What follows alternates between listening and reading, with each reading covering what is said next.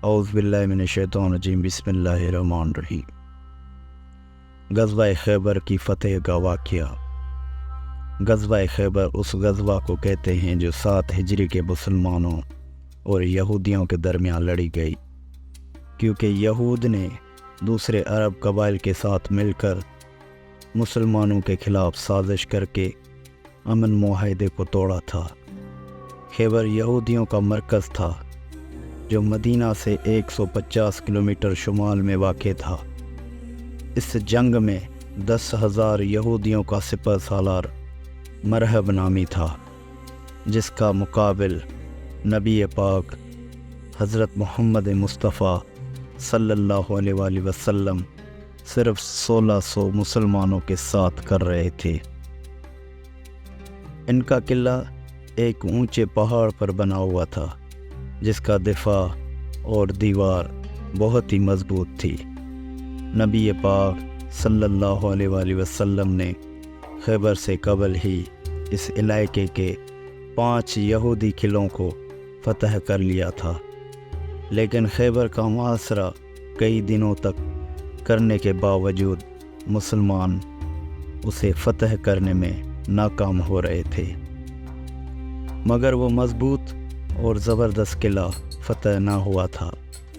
نبی پاک صلی اللہ علیہ وآلہ وسلم نے حضرت عامر کو لشکر کے امیر بنا کر اور حملے کے لیے بھیجا، لیکن وہ شہید ہو گئے۔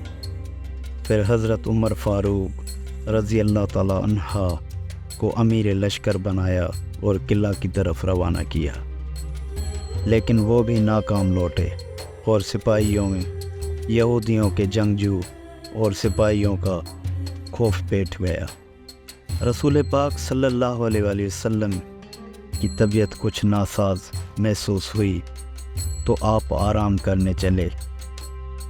رات میں جب حالت بہتر ہوئی تو آپ نے پوچھا کہ دن میں کیا ہوا، لہٰذا صحابہ نے آپ کو سارا حال سنایا۔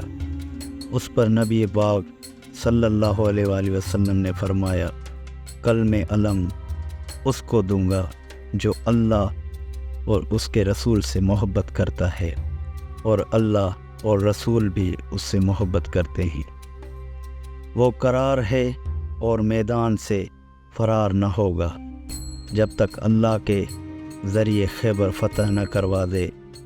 راوی بیان کرتے ہیں کہ اس رات کسی کو نیند نہیں آئی اور سب اضطراب میں تھے۔ صبح ہوتے ہی تمام لوگ نبی پاک صلی اللہ علیہ وسلم کے پاس آ گئے۔ سب کی یہی خواہش تھی کہ جھنڈا ان کو ملے گا، لیکن نبی پاک صلی اللہ علیہ وآلہ وسلم نے پوچھا کہ علی کہاں ہے؟ کسی نے بتایا کہ علی کے آنکھ میں بہت تکلیف ہے، اس لیے وہ آرام کر رہے ہیں۔ نبی پاک صلی اللہ علیہ وسلم نے حکم دیا کہ انہیں بلاؤ، لہٰذا حضرت علی تشریف لائے اور آپ صلی اللہ علیہ وسلم نے اپنا لعاب دہن کو حضرت علی کی آنکھ پر لگایا۔ پھر آپ کو حق میں دعا دی اور دعا کرتے ہی وہ ایسے شفا یاب ہو گئے گویا ان کو کوئی کبھی تکلیف ہی نہ ہوئی تھی۔ آپ صلی اللہ علیہ وسلم نے جھنڈے کو مولا علی علیہ السلام کے ہاتھ میں دیا اور نصیحت کرتے ہوئے فرمایا، اے علی، پہلے ان سے نرمی سے بات کرنا اور انہیں اسلام کی دعوت دینا۔ خدا کی قسم، اگر تمہارے ذریعے ایک آدمی بھی ہدایت پر آ گیا تو یہ اللہ کی راہ میں ایک سرخ اونٹ صدقہ کرنے سے بھی بہتر ہے۔ جب مولا علی علیہ السلام لشکر سمیت قلعہ خیبر کے دروازے تک پہنچے تو یہودیوں کی طرف سے مرہب رجس پڑتا ہوا باہر آیا، تو مسلمانوں کے لشکر کی طرف سے خود کو مولا علی تشریف لے گئے، اور آپ نے بھی یوں ہی رجس پڑھا کہ میں وہ ہوں کہ جس کی ماں نے اس کا نام حیدر یعنی شیر رکھا ہے۔ مرہب نہایتی قدآور اور چٹان جیسا وحشی جنگجو تھا، جس کی بیعت سپاہیوں کے دل میں دماغ میں بیٹھی ہوئی تھی۔ اور یہ مقابلہ نہایت ہی سخت نظر آ رہا تھا، لیکن شیر خدا حضرت علی نے چند ہی ضرب اور ذوالفقار کے زوردار وار سے کچھ ہی لمحوں میں مرحب کا کام تمام کر دیا۔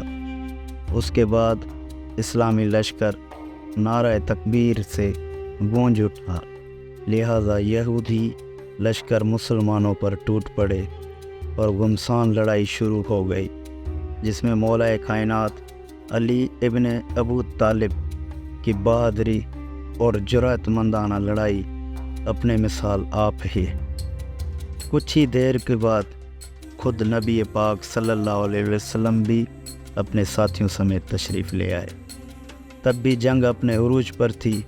راوی بیان کرتے ہیں کہ ایک یہودی نے قلعے کے دروازے کے پاس حضرت علی پر وار کیا، جس سے حضرت علی کی ڈھال گر گئی، لہٰذا آپ نے اپنے بازوئے زور سے قلعے کے ایک دروازے کو ہی اکھاڑ لیا اور اسے اپنی ڈھال بنا کر لڑنے لگے، یہاں تک کہ قلعہ آپ کے ہاتھوں سے فتح ہوا۔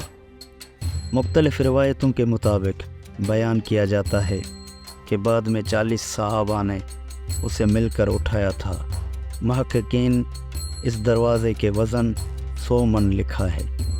اس فتح کی وجہ سے شیر خدا حضرت علی کو فاتح خیبر بھی کہا جانے لگا، جو آپ کی شجاعت اور جرأت ایک مثال ہے۔ اللہ کی طرف سے آپ کو بہترین قوت عطا کی گئی تھی، جسے آپ نے جہاد فی سبیل اللہ میں استعمال کیا اور فتح یاب ہوئے۔